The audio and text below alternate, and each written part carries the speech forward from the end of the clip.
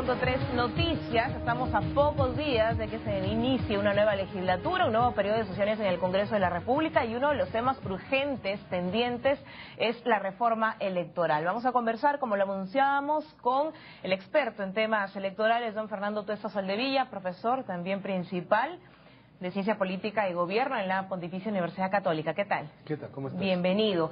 Bueno, un tema pendiente, pero ¿cómo estamos con el tiempo? ¿Hay tiempo? ¿Estamos a tiempo o ya no hay tiempo para hacer las grandes reformas? Poco tiempo y poca voluntad.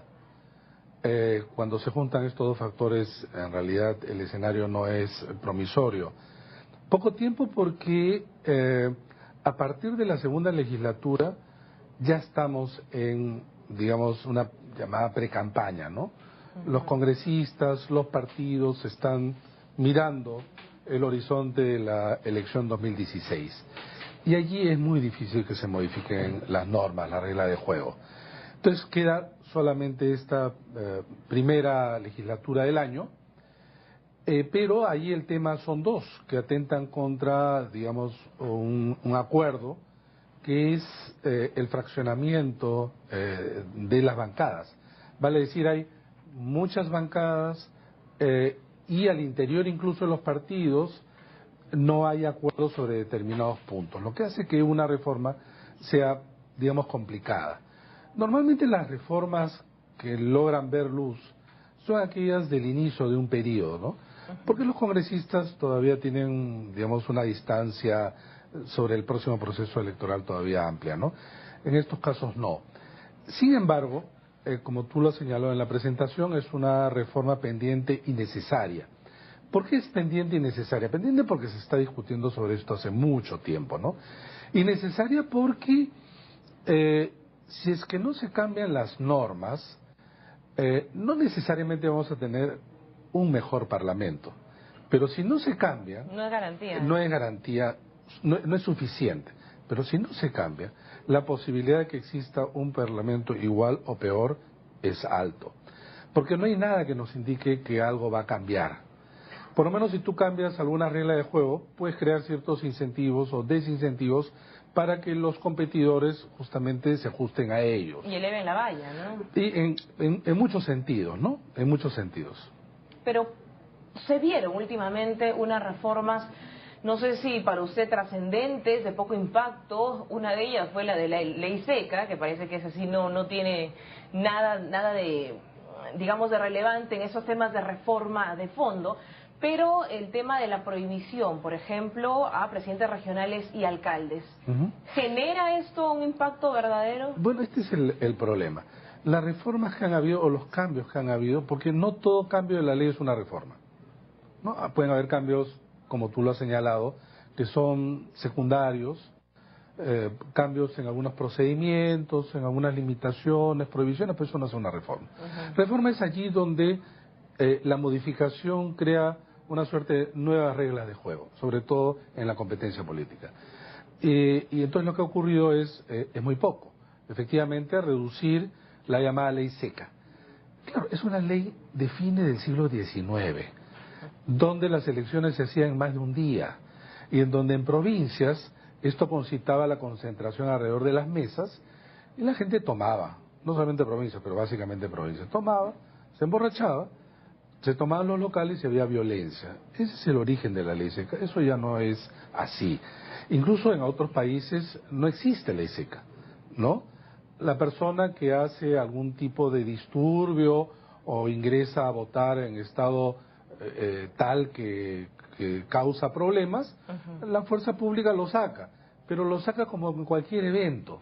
No Por es supuesto, necesario. no es necesario que sea un acto electoral, ¿no? De ninguna manera. Entonces, o sea, el esquema, el esqueleto del sistema de cambios que necesitamos no es trascendente. No hay, por ejemplo. El otro tema, la prohibición de la reelección, que todavía falta una segunda legislatura, claro, la votación. Porque es modificación constitucional.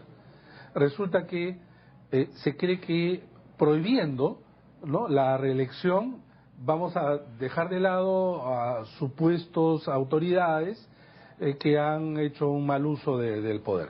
Pero, ¿cuánta es la tasa de reelección de alcaldes y autoridades regionales? Bajísima. La tasa incluso de reelección parlamentaria en el Perú es la más baja de América Latina. Por ejemplo, de los 130 congresistas, solo 25 han sido antes congresistas. Y esto, si lo vemos hacia atrás, se repite. Cada 5 años reinventamos el Parlamento. Miren, en Estados Unidos la tasa de reelección congresal es del 93%. Tienes congresistas, digamos, que tienen años y años y años porque los reeligen. Entonces la elección que no constituye, es una realidad, la reelección a nivel parlamentario sí constituye, digamos, un premio o un castigo, porque la mayoría van a la reelección. Entonces un premio o un castigo. Acá no. Acá muchos congresistas no vuelven a postular, son congresistas de un periodo.